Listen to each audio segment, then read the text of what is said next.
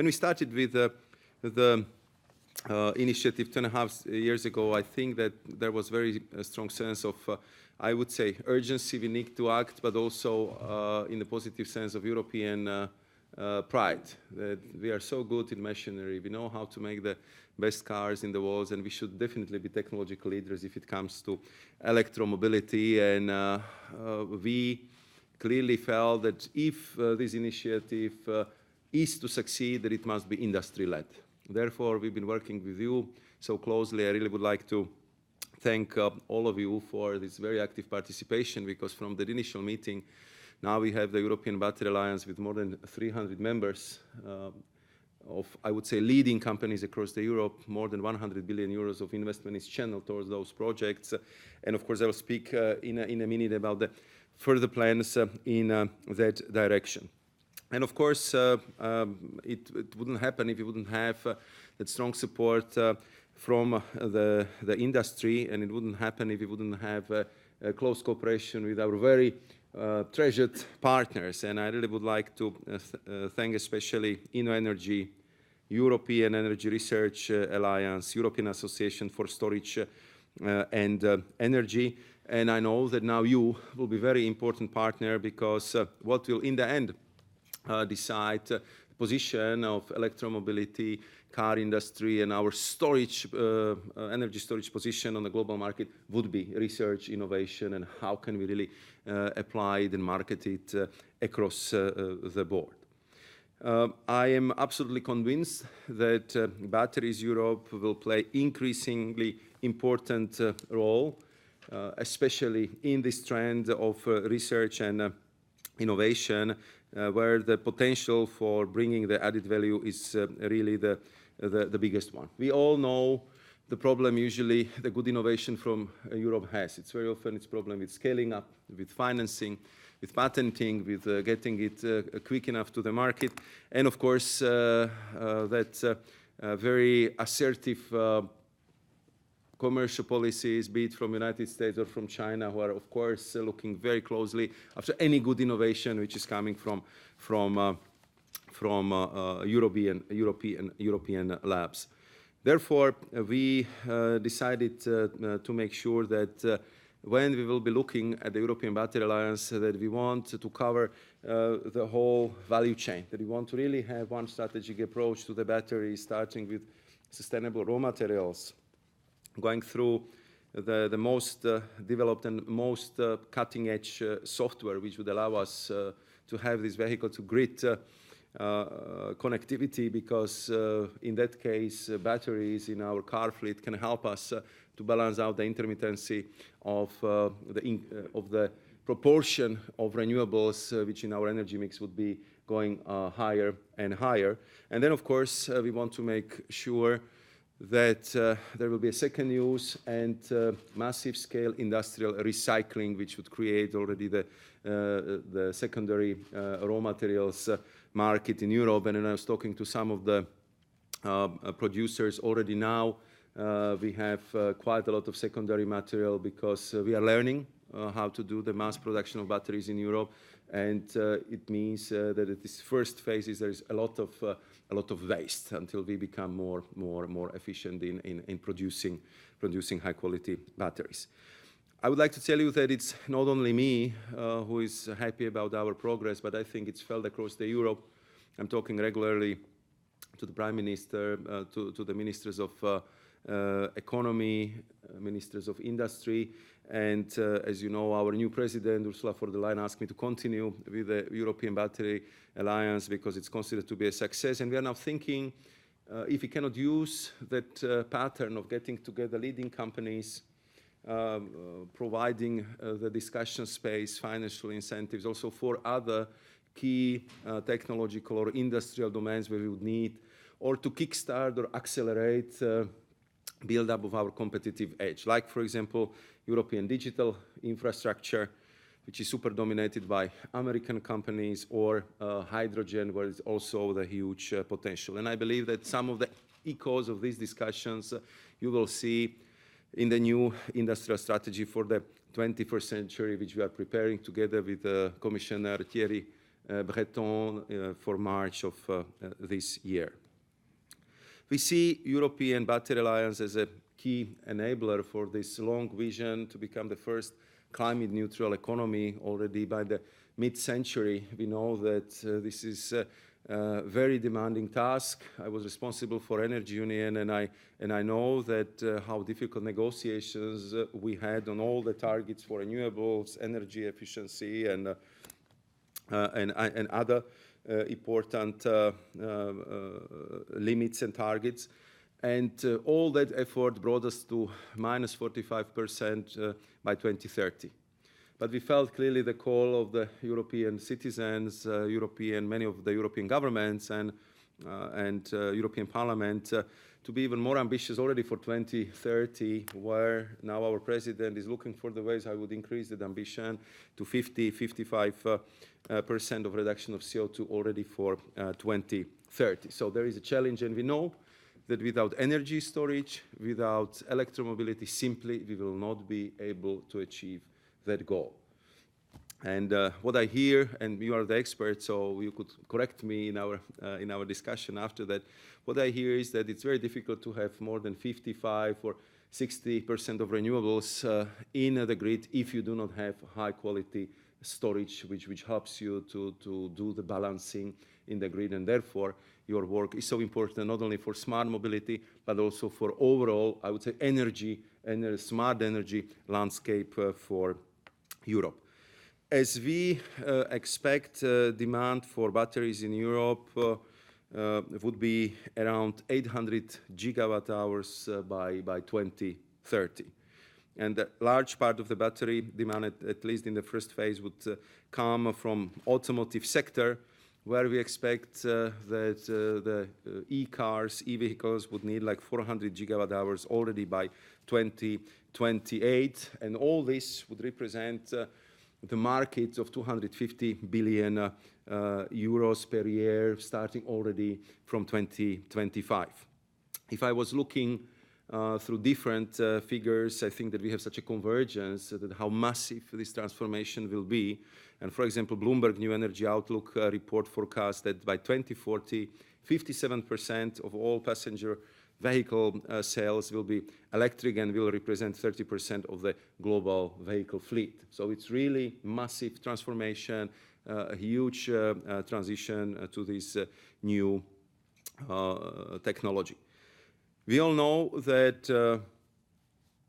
to be strong in the next generations of batteries, we at first have to really develop high skills, mass production facilities, gain experience with lithium-based battery technologies, and at the same time to invest in what would be the next new materials, new generation of solid state batteries, because the expectations are huge. I was smiling a little bit because I was once in a panel with a forecaster, and there was a lot of discussion what would be the potential of the batteries in the future. So he said that very soon you will see that you will need to charge the batteries once a month, later on once a year, and then just once when you buy the car. So I know that we are not there yet, but this is how our sci-fi writers, our Star Trek promoters see your role, that you just charge the battery once and that's it. So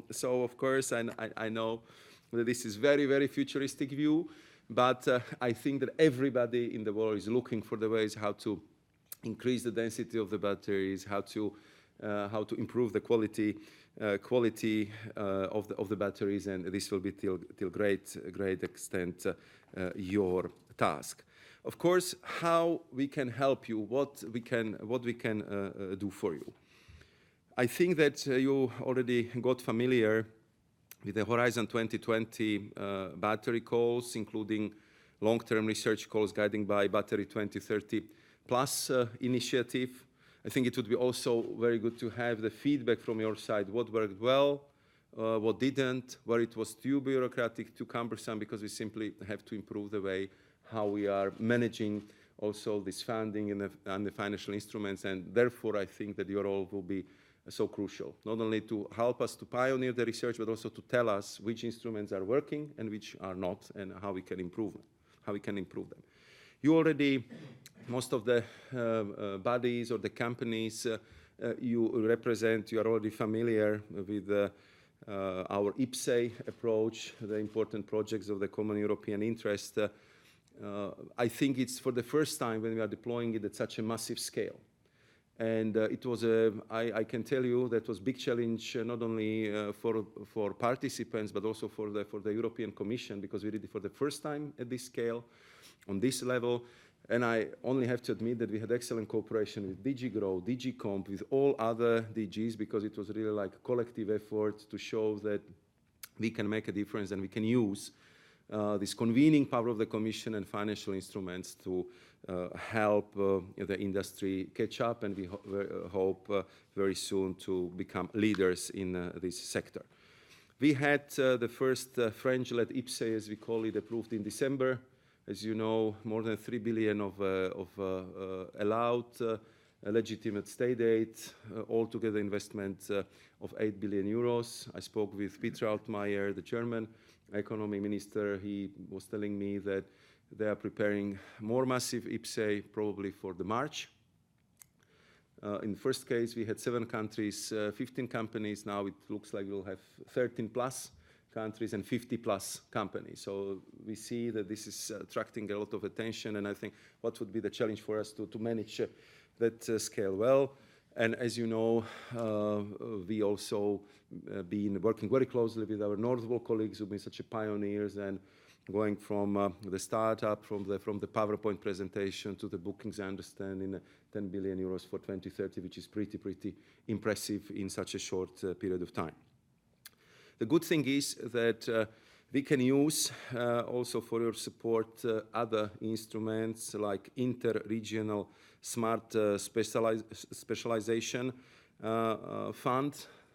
We have now 28 regions, 10 projects identified, and I think it would be good that you would know about them, because smart specialization is very often the fund which was not absorbed in the most impressive way. Let's put it this way, that we are at the end of the financial perspective. There are still some money, so I think it would be good for you to get more information, or from us or from your regional government, how to use this fund for training people, for improving the specialization skills, and simply make sure that this money are used for the good purpose for the future. With InnoEnergy, we've been discussing how to bring more investment into this area, and I'm very thankful to them for bringing up the idea of business investment platform, which they believe within next 2 to 3 years, they will channel additional 20 billion euros of the investment. This is what they are telling me is in the pipeline. These are the projects they already had a look at, and this is what they're telling us is the analysis after the first studies. Then we have a set plan, which is going for the deep, longer-term research, where again batteries would play a prominent role. What would be the challenge here would be to work on synergies. How can we cross-fertilize each other? How can we use this instrument well? How can we inform ourselves about the progress and use of these instruments, so we would see that it has this underlying principle that we really want to achieve the global excellence if it comes to the e-industry or the energy storage. As you know, we are now in the midst of, I would not hide, very difficult discussions on the next 7 years budget. It's known under the name multi-annual financial perspective. There will be, as it looks like, the special summit of the heads of state and government, most probably in February, where they will try to hammer out the budget for the next 7 years. It's a very green budget.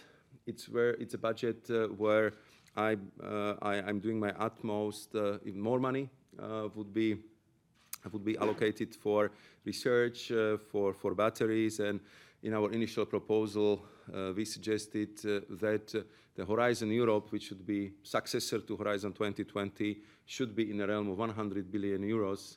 And we have clear commitment that 35% of that budget should go to the climate-related projects and the research. So there is a huge opportunity for good projects to get funding, and of course more of a coordination we would achieve thanks to your board, the better chances for be well funded. The last thing I would say is my impression from Davos. We've been there for 2 days, and I think that everybody was quite impressed by what you can achieve in Europe within 2 years. That it was kind of new Europe. We just didn't accept the fact that after scooters and bicycles and electric buses, suddenly there will be electric cars, not made in Europe, driving on our streets, and that we kind of show that we are ready to have a good fight and good competition and use our research and innovation potential for what would be absolutely key to reduce greenhouse gas emission and air pollution in our cities, and to make sure that not only the best but the cleanest cars would be manufactured in Europe. There was, I think, also very clear understanding that for the millennials and for the environmentally conscious customers, it will be important to give them, if they decide to buy the electric car, something what I call full story. Meaning that they would like to see that the raw materials was acquired legally. There was no child labor involved. There were not some kind of slavery conditions for those who've been digging it. It was done in a sustainable way. That we've been using increasingly more and more renewable energy mix in manufacturing our cars, and that batteries are good for the cars, but for overall modernizing of energy mix, and then of course reuse and recycling. That would give the people the full story, and we have to be absolutely conscious and aware that all that effort could be destroyed by 1 or 2 tests, as I have seen coming from Singapore on Tesla, I think a year and a half ago, where they simply did they test and proven that the carbon footprint for manufacturing or running that car is much, much higher than the combustion engine. So I think we just have to make sure that once we go for electromobility, that there is a full story behind it. And I am so extensive about this because this is what we will try to put into the European regulation on the car batteries. We are working on it. I hope we'll be able to get it adopted by the Commission late first semester, early second semester. I know the German presidency and Peter Allmeyer is personally very much interested in that. I hope that if the German presidency would put their weight behind that proposal, we can have very swift trilogues with the European Parliament and hopefully swift approval by the co-legislators, so we can start the new year 2021 with a clear picture. What are the standards? What are we striving at? And we also have to make clear that only the cars with this type of batteries can drive on European roads. That, I think, should be our new industrial policy, and this is how we should push for high quality batteries. In Davos, I participated in, I hope I pronounced it correctly, Global Alliance for Batteries. I would say major item there was presence of delegation of the president of DRC, of Congo. Question was cobalt, sustainability, human rights, and how we Europeans or global community can actually help the DRC to develop the conditions that the cobalt coming from this country would be traceable, would be perceived as mined in a sustainable way, and there will be no doubts that the human rights or children's rights being abused. Of course, it would be not an easy solution, easy task, but there was strong commitment from Congolese delegation that they are ready to work with us on this, and we also will look together with Jutta Urpilainen, who is responsible for our relationship with Africa, how we can be active in that respect. as well. They would like to develop something which is called Batteries World Passport. It's kind of softer approach than what I described. We want to have in a form of regulation for European batteries, but they see there's some kind of precursor or the first step towards global standards. But I think that it will be faster. I believe our standards would be more demanding, more sustainable, greener, and I believe that in this way we would also create the new market for the batteries made in Europe. And this would be my last words, where I really would like to express a great thank you to, I would say, many of you personally, because we've been working on this project already for some time, but also your companies, your institutions for this great collaboration. And I hope that after we've been working very hard on making sure that gigafactories will be in Europe, and that we would be able to acquire as much as possible from that 250 billion euros per year market, that thanks to your work, we will be so strong and so successful also in research and innovation. And I would like to thank to you for that already in advance. So thank you. Thank you very much.